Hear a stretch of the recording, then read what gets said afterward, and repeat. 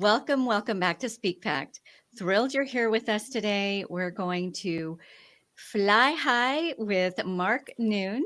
Lots of great things to dive into with you, Mark. You've been speaking for 12 years prolifically. But before that, you were in the Air Force I was. serving our country Yeah, for 20 years. That's fabulous. Thank you for that. That's a my long privilege. commitment. And you've been in leadership, you have been in employee engagement and customer experience. These are some of the areas that you really shine in. I know you've got a book out there, which we'll be talking about. Set up timeless leadership skills for success. So let's just dive in. What Oh, what took you? I'm sure you were probably a pretty young man when you went into the Air Force, and then when you finally emerged, what's the process from that kind of lifestyle to mhm. the stage?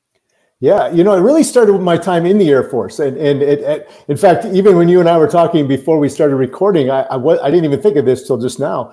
My first opportunity to speak, I was a young enlisted guy. So if you're familiar with the military, there's an enlisted and officer side. I served in both areas. I came in as an enlisted guy, a young guy in my early 20s.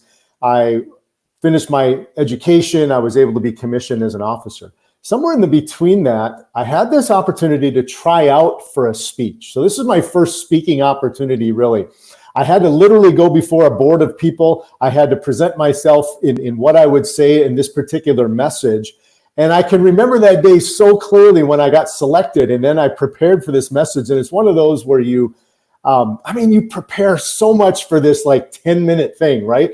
I think, in fact, for those that have done TED Talks and things like that, I think you spend more time preparing for a lesser amount of speaking than you do for a greater. I can speak for an hour probably off the cuff, right? Mhm. But a 10-minute something, I've got to spend time preparing. I remember that day so particularly because after I got done, I got a note from the highest ranking military commander on that base because he was at the event. I didn't know he was there. And it was this handwritten note that actually has been the cornerstone of a lot of the leadership things I've talked about over the years. A handwritten note from that man in the year 2000 talking about what a fabulous job I did on this speech. And really that launched this opportunity within the military to be able to be on stage. I hosted a lot of events. I was the MC for a lot of events. I started doing traveling and speaking about patient experience because I worked in the healthcare world, customer experience, and leadership. So that was really how it started. Was I tried out for a speech that to me was just an opportunity. It wasn't anything big, and it ended up really being the sort of the catapult to the last now 24 years. And I assume you spoke on something you knew. It was a topic that you were pretty familiar with. It was leadership, right? And it wasn't necessarily that I was some expert at that point. I'm just this young guy. I think at that time I was maybe my early 30s, and it was not like I was an expert. I was just giving my viewpoint on leadership from the position that I held, the rank that I held in the military. That was all it was. And the audience was anywhere people younger than me to like I said, the highest ranking person on the base. Now, I love the point that you brought up that giving those short talks is much harder than giving a longer talk, hence TEDx, right? Why Yes. is it such? But there is a quote. I need to figure out who wrote it because it's the founding somebody. But if I had more time, I would write a shorter letter. It Yes. takes way more thought, cut out the fluff, Right. cut out the unnecessary, and just get to that core. Yeah. And I think that that's a really good lesson. I think that's really what makes a great talk. If you can make the greatest impact in the fewest amount of words, Mm-hmm. I think it hits Right. way more powerfully. Right. I think a lot of speakers tend to want to just be verbose and want to talk and talk and talk, and they end up rambling a lot of times rather than just getting from point to point to point and making a 45-minute message a whole lot more impactful than an hour and a half time. So Yes. yeah, Okay, good, so you good get point. out of the Air Force Yeah. and you found this love for speaking, or Right. at least this skill, right, Yeah. for speaking. What were your first steps? How did you get those first few civilian stages? Yeah, it was one, I started to work for a company that was a coaching and consulting practice, right? And so I sort of joined this company, and they enabled me the opportunity to sort of have a platform. It was, I would go to these organizations and I would do coaching, and then periodically throughout the year, they would do leader development events. And so I would become a part of that event. And so I would, prepare 3 hours worth of material to talk about communication, to talk about leadership, to talk about, patient to customer experience, those kind of things. And it was really that platform. It was partnering with an organization that sort of already had a network of clients, which sounds like wow, what a great way to go and an easy way to go. And it was. But at the same time, you've got to really have the material. You've got to spend a lot of time preparing. I would go to the same, when I was coaching places and then doing those leader development, it wasn't like I'm traveling all throughout the year at different places speaking on the same topic. I had to have new topics. Every 3 to 4 months, I'm coming up with a whole new set of material. So that really, over those several years that I worked there, was this launching, this foundation, I guess you would say, of material that now I'm still drawing from a lot of that, only I'm putting it in context of different industries and different audiences, right? Yeah. Okay. That reminds me of a story I like to share. So I learned how to drive on a 3 on a tree, if you know what that is. Oh, I do. Yeah. Big old international truck. Right. It was a 3 on a tree. That made automatics like a breeze. Oh, right. Yeah, so I went from the 3 on the tree to the clutch thing and then an automatic was like nothing. And I think you basically immersed yourself in that way, having to come up with new content constantly like that. The rest of your career, right, was simple in comparison, I'm sure. I mean, it's always new level, new challenges, new level, new challenges. So sure. Tell me a little bit about I think it's pretty obvious because of the role you played as in the Air Force, but was leadership always a passion of yours? Did you speak from a place of passion, or, hey, I know this stuff, this is a contribution I can make? Yeah. It goes back to, it became a passion, but it came out of necessity. And so, we're going to talk about my book in a little bit, but when I first became a leader in the military, and we think of military people as maybe great leaders, and there are a lot of them, but people are people in the military just like they are outside the military. Leader development is something we do a lot of in the military, but it's not always practical. It's very conceptual. So you'll be sent to a school for a number of weeks and you'll learn all these ideas. And then you go back to the job and there isn't the application part. So I tell people all the time, so I'm an enlisted guy for my first 8.5 years. And then I got my commission as an officer. So that's a very different world. It's a different leadership world. And there's lots of leaders in the enlisted side, but once you become an officer, you're automatically in a position of leadership. And I tell people this, on Friday in July, I can remember the date, July 31st, year 2000, it's a Friday, it's July 30th, year 2000, it's a Friday. I am an enlisted member of the Air Force. I get my commissioning ceremony. It's a big deal in the Air Force to have a ceremony. They pin on the new rank. That's on a Friday. Literally, it's a 3-day weekend. Tuesday, I show up at my next place. I'm an officer and I'm in charge of people and I'm a leader. And I tell people all the time, what was my preparation to be a leader? 3 days to think about it, right? It was Saturday, Sunday, Monday, and all of a sudden I'm in the position. And so when I was thrown into this, and I had to, I started reading every John Maxwell book I could. I started reading every leadership book I could find. And really that built my leadership skills and my understanding to a greater degree. But when you're thrown into it, you swim and you figure it out. And so when I wrote the book, it's all about that idea of how do we set people up for success as leaders. Yes. Okay.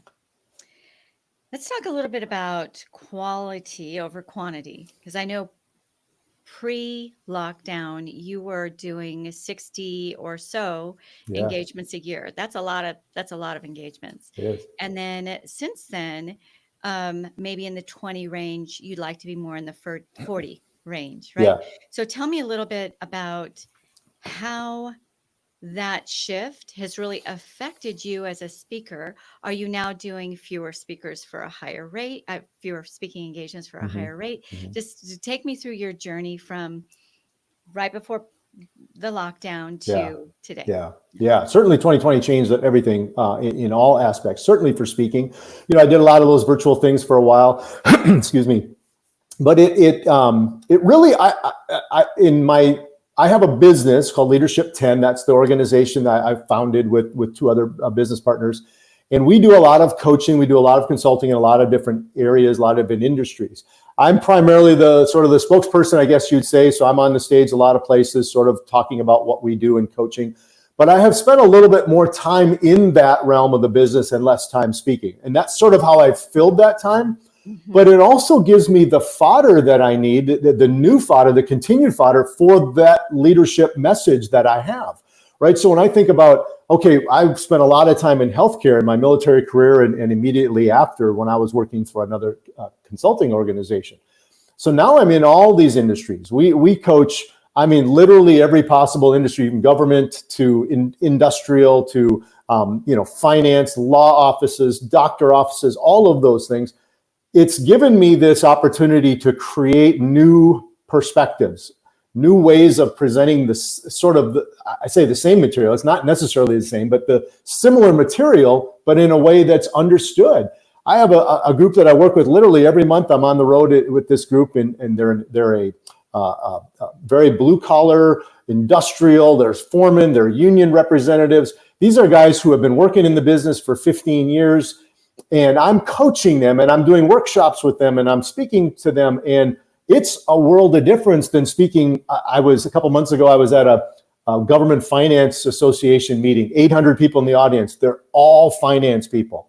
Very different audience from some union guys who are working, tractors and trailers and cranes and all that kind of stuff. Very different environment, but it's leadership, right? And how do you lead somebody in that environment versus the office environment? So it's really given me that new material to say, here's how this works practically versus conceptually that we talk about leadership so much.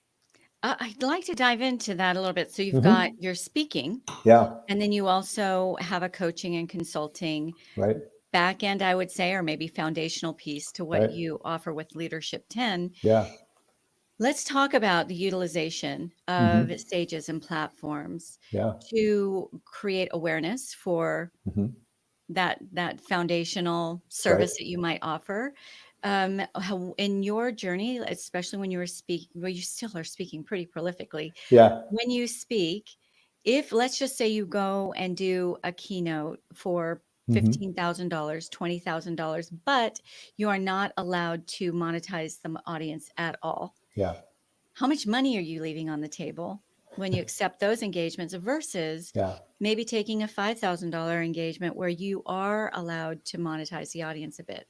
It is very selective in that way. There are particular audiences. I have one coming up in November that is very specifically, you're not selling from the stage, right? And so I'm talking about my coaching practice. I'm talking about what I do in my other days when I'm not on the stage, but I'm not sort of soliciting that business. And that's fair. It's how I bring the message of leadership is, hey, the other day I was talking to these group of so-and-so when we were in a coaching meeting, and this is how it relates to what we're talking about in the leadership. So I don't necessarily look at it from lowering the cost or raising the cost based on that. I look at it as, okay, what are the opportunities I have within the parameters that particular stage gives me? And it's usually, okay, if you'd like to have a further conversation about what we're talking about today, here's the link or the QR code. We love to use the QR codes, and it brings them to a web page that they can fill out. So I'm not saying, hey, I want to do business with you. I'm saying, if you'd like to continue this conversation about leadership, here's the way to get a hold of me and make that happen, right? So we create a QR code with landing pages. We use different, applications to make that kind of stuff happen. So it's not a matter of changing anything other than how I say what I say from the stage. Make sense? I love it, and that's exactly what we're so on target with each other there. And really, I think that from the moment you get on the stage, even though you're not selling, even if you are allowed to sell, nobody wants to be sitting through a 45-minute infomercial, right? That's you deliver content, but you deliver it in a way where you are letting the audience know in subtle ways that this is the first step in a journey Right. with Mark Noon, Yeah. right? It's not a one-off where you get to take some great notes. Hopefully you can go and implement it. Then I'm going Absolutely. to be there. I'm going to make sure you can implement it if you want that. There's going to Yes. be there's going to be some things that you can latch on to, whether it's a gift you're going to offer, your Yeah. book, whatever Hmm. it might be. But I think that message has to start early so that it's not all of a sudden you're giving all of this meat, right? All of this Hmm. amazing content. And then at the end, oh, and by the way, if you want the first chapter of my book, or if you want, to get into my Yes. group, then Yeah. it needs to be early on, but subtle and delivered in a way where I've got your back. I know I'm going to be giving you a lot of information. Right. Take the notes, be with me, but know that there's ways that you can implement this that are very doable, and I'm going to make sure that you know how to do that, however you say it, and Yeah. whatever you're but I love that process. We definitely use Hmm. QR codes. I think those are fabulous because everybody's got their phone in their Right. hand, Right. right? It makes it really quick, Yeah. convenient. Don't have to think about much. Don't have to pluck in their Right. information, all the things. Yeah, yeah, it is. And I've had other ones that said, if you want to promote your business at the end, please feel free to do that, and I'll do that. Very. I still do it in a subtle way. I don't come at them, and spend the last 5 minutes doing that. I never spend that much time. This time is about their knowledge increase. It's about their opportunity to gain something from that moment. It's not about the future opportunities for me, and I never approach it that way. I think the other part of that is how well you connect with the audience in the beginning of your message and then throughout. And so when it comes to the end, it doesn't come across in any way other than two friends talking about something. I got an audience of 100 in front of me, but yet I feel like it's one person and we're having a conversation and we've connected so well that I can offer this at the end and they're interested in it. And it's not because I'm a salesman, it's because I'm their friend, right? That's Oh how gosh, kind of that feeling. Yeah. you hit the nail on the head. Yeah. And we know our friends. We know what they like to eat, Yeah. when they're moody, when they're not moody, all the things. We know our friends. And so really knowing that one person is key. If you're talking to everyone kind of blanketly, Yeah. you're talking to nobody. Nobody's Yeah. catching what you're Correct. throwing, right? Right. Right. If you're talking to your friend, there's engagement there. That means you Hmm. have an understanding of them. They know that you care, and you Right. might have some good advice or some Yeah. good solutions for them. And I think that is so key. Right. What you said, Mark, you talk to that one person as a friend. Yes, it's an audience, but you're actually speaking to one person, and that one Right. person is going to say, when do I see you again? Right? Right. Right. When are we getting together again? Yeah, exactly. Yeah. How many times have you left somebody's house for dinner and it's like you're already planning the next time that you're going to get together because you had such a good time at that one, right? So it's the same thing in a speaking engagement is how do I connect with that person on the stage again? What's that relationship, right? It's all built on that connection that we established throughout that time. Yeah. So let's talk about that audience of 100. So Yeah. you've got an audience of 100. Let's say you got $15,000 to come and speak. Great payday. It's not a payday. It's $15,000 for your 40 years that led you to that Yeah. 45 minutes. But that's still, a great check. Um, how much is that audience worth to you on average? Out of 100, how many are likely to hitch their chain to your star, whatever? Mm. Yeah. I'm just mixing all kinds of metaphors today. But want to go some next level with you and Mhm. possibly become one of those consulting clients. Yeah, all dependent upon the nature of the audience, right? Are they decision makers in their organization? Are they individuals who are looking for that coaching or that next level? So it's sort of dependent. If I look at an audience of 100, there may be 12 to 15 who will fill out that QR code to actually be interested. Of those 12 to 15, honest to goodness, is probably less than 5 who actually may have a conversation or continue the email chain back and forth to where they want to go. It amazes me. And this is the thing with speaking, right? Is you hear this incredible message and you get all inspired. And we had one just a few weeks ago. We had audiences where literally, I think every single person in it was a very small audience I was working with. Every single person came, oh, I want to have a conversation, I want to talk to you, blah, blah, and it's all this one-on-one, we're having these conversations.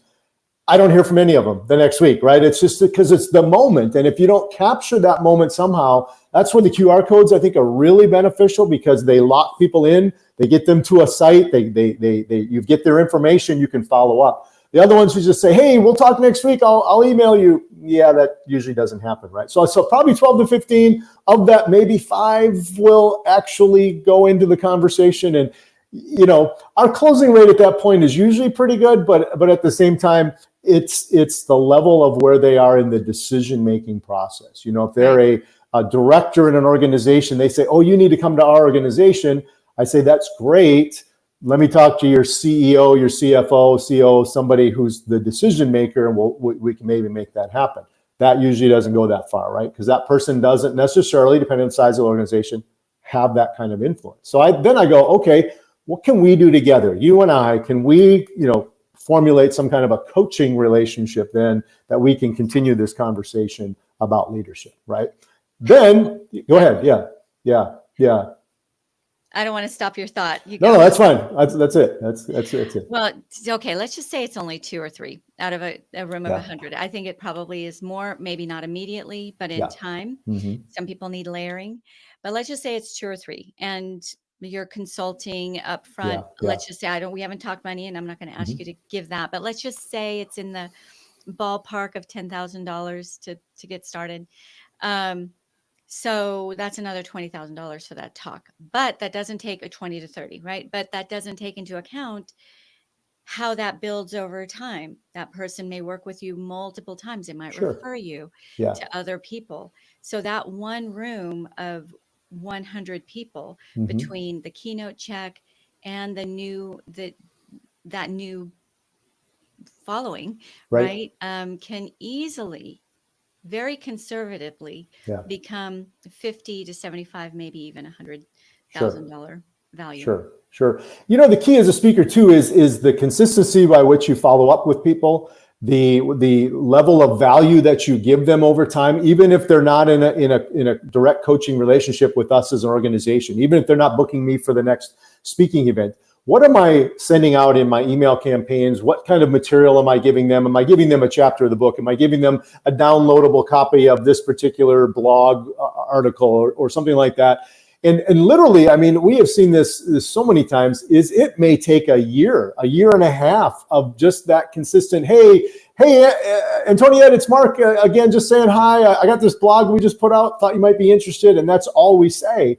All of a sudden, a year and a half later, that person is in a position or a place to where they go, you know what, we need to do something and we need to do it now. And I've seen sort of that, we call it for desperation, but I wouldn't go to that extreme, but it's sort of that, we got to do something. Let's figure out what that is. Let's have a conversation with Mark or one of his business partners and say, how does this start for us? How do we gain traction in this? How do we get to this next level? And so I see a lot of that too. So you can't be discouraged when you've got 100 and then maybe 15 and then maybe 5 and then 3 of them are like, yeah, maybe sometime down the road. I keep up with them all. I treat them all with value and respect. And eventually they're going to have some sort of a gap, a need, a desire for growth, for the next level. And then as long as you're sending that email consistently or having those conversations, you're top of the inbox, right? They're the ones you're going to think of. I am so glad you brought that up, because that is such an important key. So you give them the free gift of 40 to 50% of that room, if not more, depending on your gift. They're going to take you up at least on the gift, right? So they get into your ecosystem in that way. If you let it go cold, they may have loved you, but a lot has happened in 2 months, and all of a sudden you email them and they hardly remember you, right? So you've got to have those systems in place where they are nurtured, so that when the timing is right, just like what you said, you're top of mind, top of inbox, top of mind. It can be a combination of email, social following. There's so many different ways, podcasts, whatever it might be. But the key is they need to know that you're reliable, that you're going to be delivering them. And I think there's a good cadence too. Too much is off-putting. It's like you're just slamming them with things. And there needs to be more giving than there is asks, more giving than call to actions. So give. Hey, I've got this workshop coming up. If you're interested, here's the link. Give. hey, I've got this new book out. You might want to, Right. give, not, hey, I've got this book. Hey, I've got this thing. Hey, join Hmm. my group. Hey, like you're asking them stuff all the time. That gets really wearing as well. Sure, sure. It is. And even when we do our email campaigns, which are an automated system that we use, it's like maybe 3 emails. Anything more than that, and they're going to unsubscribe, right? It's just one of those kind of things that you've got to know your audience. You've got to know the people. Not everybody has this desire for information all the time. Not everybody's looking for more and more. It's okay. What's the meat of it? What's the value that I'm offering them? It's not. You're right. The call to actions are great. They work. But at the same time, we can't be sending a call to action every other week on an email, because people just are going to go unsubscribe, and then you're not going to have that opportunity anymore. So what is the value you're bringing people? What is how do they see you as the sort of the spokesperson for the organization that you represent, or representing myself as a speaker? That's all key to them being able to continually follow you or continually engage with you, or a year and a half down the road go, oh, that's right, Mark Noon, let's call him and see what we can do, right? Yes, and not Yeah. forgotten. I love that. And cross-pollinating is so important. So let's say you are sending 3 emails a week. I don't like to do any more than that, probably 2 to 3 emails a week. But in that one ask that you do that week, it would be something like, hey, I do lives every Mondays and Wednesdays on LinkedIn. You might be Yeah. interested in that. Yeah. Here's the link to connect with me on LinkedIn. Right? Tiny ask, big give, tiny Yeah. ask. Yeah. So that when I have the bigger ask, it's not like I've been inundating them with that. And I Sure. would say, can choose your platforms, right? Don't be it's just like the same saying, if you're talking to everybody, you're not talking to anybody. Mm-hmm. Where are your people gathering like grapes, right? Where are your people? Go Mm-hmm. there. My people are in LinkedIn, they're on YouTube. Those are some places I focus on. I Mm-hmm. am on TikTok. I don't even own TikTok. I don't even know, but I'm on TikTok, I'm on Yeah. Instagram, I'm on Facebook. I don't hang out there myself. It's Mm-hmm. just I'm already making this content, so my team puts it over there. But Mm-hmm. I do hang out and interact in LinkedIn and on YouTube, because those are places where people are going to go looking for the information that I give. Yeah. It's going to be different for each person. So Mm-hmm. when I do that, I lead people, whether I'm in LinkedIn or YouTube, I'll lead Right. them to my email list. If it's in my email list, I'll make sure that they understand that there's other goodies that I have in this podcast or Mm-hmm. in those other platforms. And it never feels like you're just slamming them Right. too much, because people Right. are inundated. So I love Oh, your rhythm. Yeah. yeah, yeah, yeah. It is about the moderation, right? My wife always says this to me: less is more, right? I have you can't see it, but on the other side of the screen right here is my bookshelf. It's got all my military memorabilia and a few other things. And if it were up to me,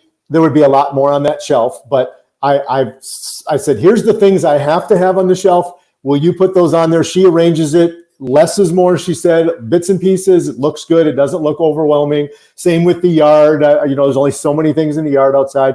It's the same thing with people, right? The less you offer, but the more valuable that offer is, the more likely people are going to stay with you and continue to watch, listen to, read your content.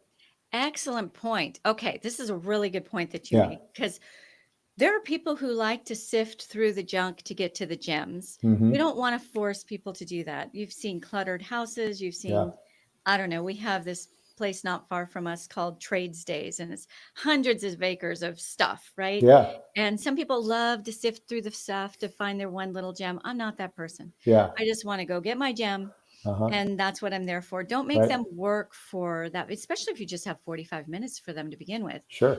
Give them the gems, let them take away those quick wins, right? Those Mm-hmm. tangible transformations, and then they'll want that next level with you. Right. It's the same thing, when you're on the stage and you're speaking. I've just learned this over the years. I'm not trying to hide what I have to offer till the end of the message, or it's almost like, here's what you're going to get. 1, 2, and 3. These are the 3 things that we're going to talk about today. Blah blah blah, and then I go into them in depth, but I give them sort of up front, so I catch them. They go, oh, those are the 3 things that I need to do as a leader, I need to do in my organization.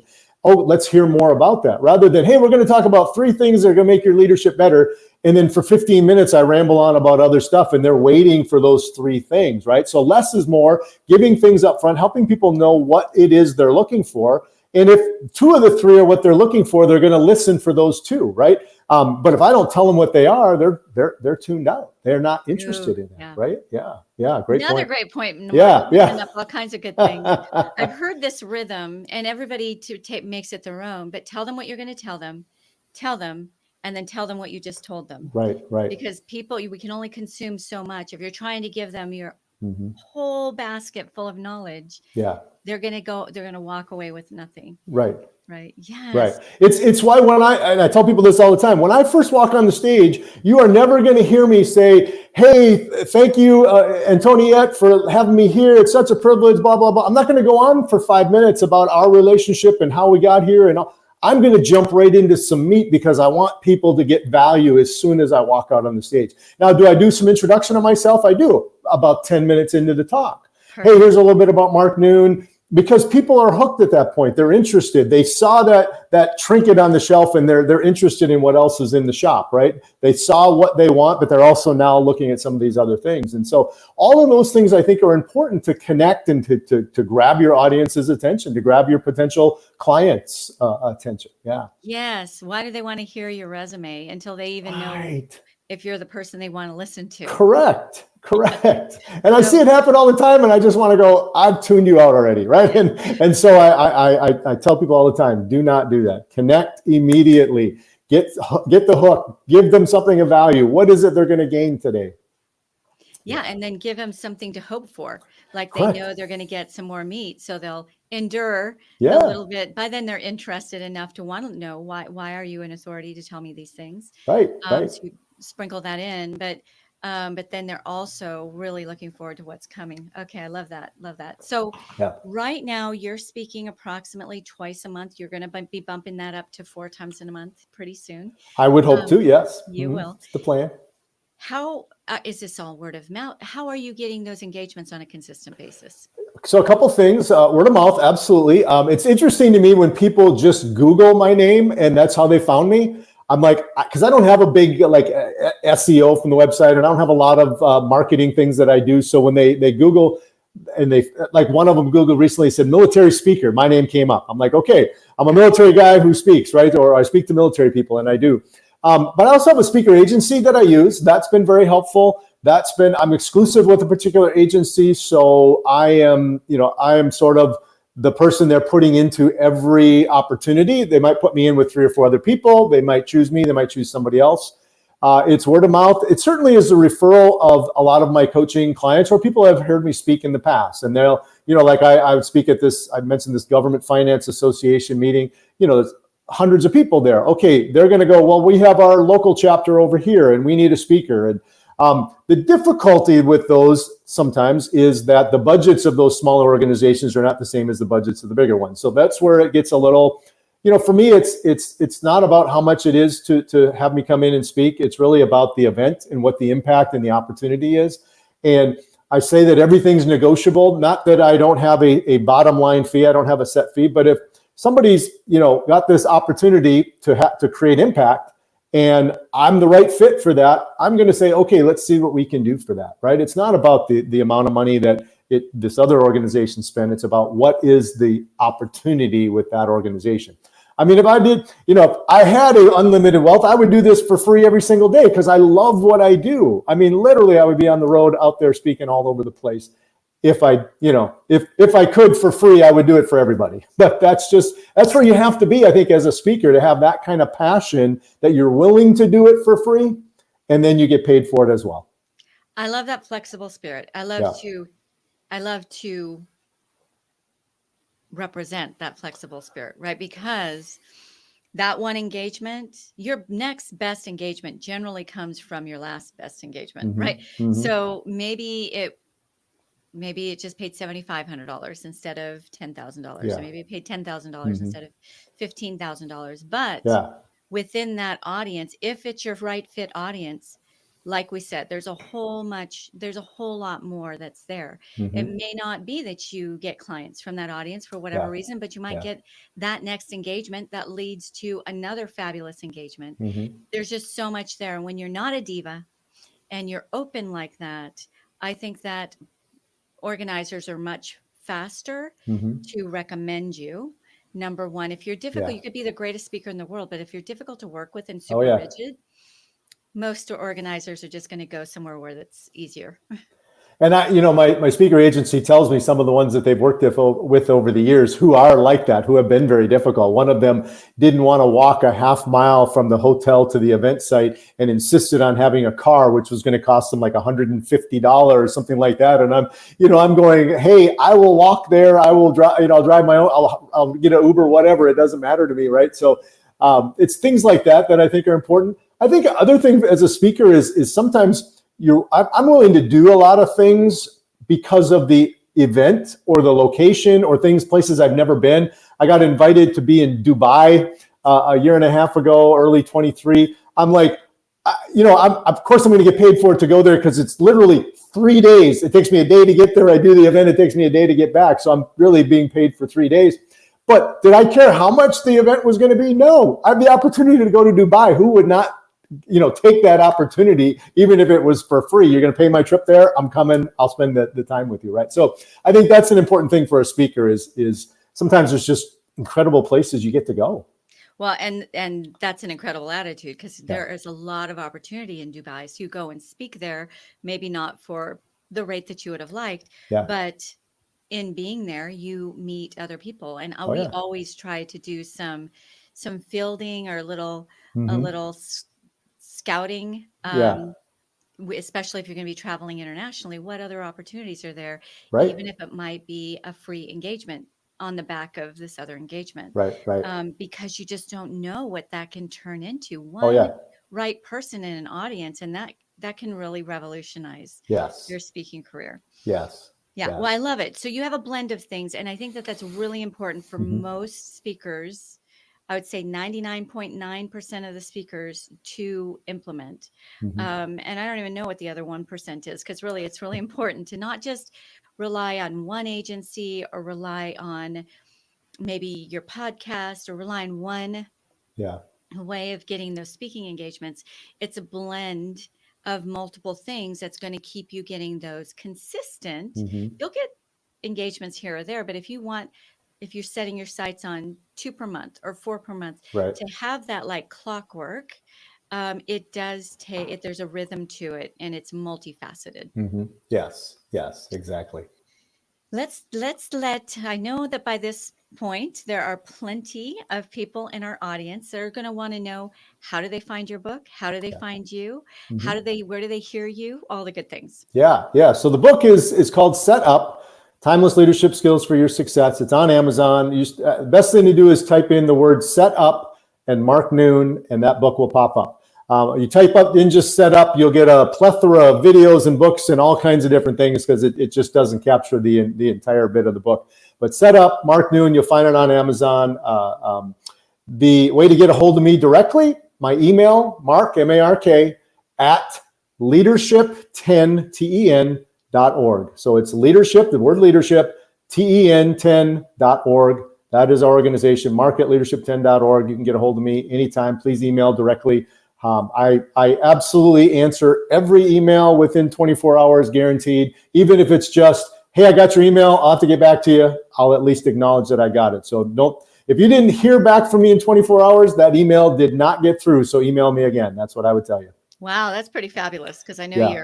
you're sought after. You've got a lot of people to talk to. So promising 24 hours. That's It's one of those things I learned a long time ago. In fact, if you Google this, Gallup did a study about 10 years ago on the top qualities of leaders. And one of those qualities was leaders who get back to their people on every voicemail and every email within 48 hours. I go to 24 just because I'm a little more excessive than others maybe, but that's my guarantee, 24 hours. Unless I'm in Dubai or something, I'm going to get back to you. So, Oh, I love that Gallup poll. We'll probably quote that from you. Yeah, it's one of my, I talk about it often. It's literally, they did a survey of 35,000 people. What are the top qualities of the leader that you have?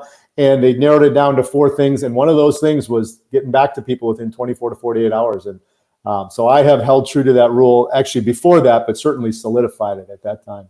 Ah, very cool. Okay, so we make, you don't know this, but we make speak sheets for each episode that guests can, that listeners can download. And it's some sort of wisdom that the guest brought. And I'm going to add that to your name, to yours, for people to be able to just download and be able to hold on to. Good. I'd like to talk about your book really quickly. Okay. So it released in 2018. Yeah. We all know what happened at the end of 2019, beginning of 2020.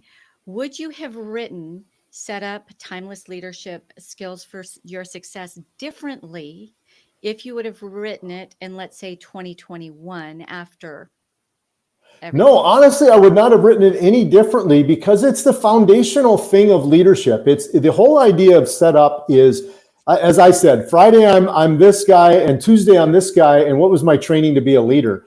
And so what I've focused on since that time, and that was 2000. So in that 18 years till the book was published, and now 24 years later, it is about setting people up to step in. So if you think about, in fact, that was the original title of the book, was Set Up to Step In.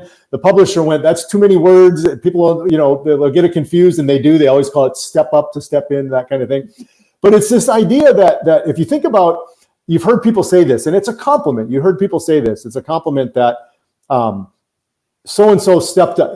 Antoniette stepped up today, which meant you did a really good job in a tough situation, right? And that's a great compliment. But what if you were so well prepared that when the opportunity came about, you simply stepped into the role and not have to step up to it? So you were set up to step in. And that's the whole premise of the book. What if I had been set up to step into that role of a leader and didn't have to struggle for the first year or two trying to figure things out? Not that you have all the answers when you get to a new level, a new position. New CEO at a company, they've worked their way up to this level.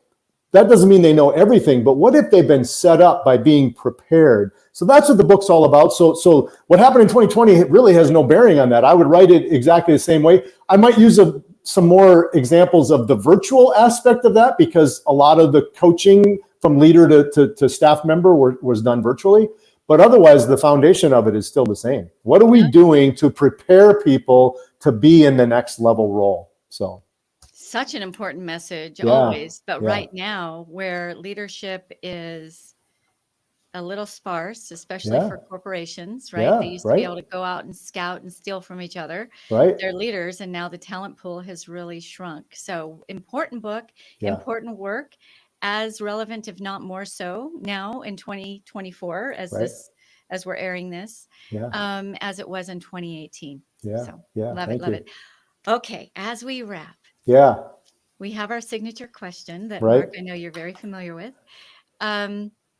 This is Speak Pact, and we are on a pact, you and me, to make the greatest impact that we can with our voice and bring all of our audience along with us, right? So what is one tactical, practical thing that you could say if our listeners, the Speak Pact listeners, would implement this one easy, tangible thing that they are going to be that much further this time next month?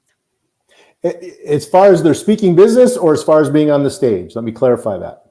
Yeah. So I was thinking in life, but we can make it a little more granular and maybe, let's say, getting the number of speaking engagements that they want. Yeah. So, I think it's this.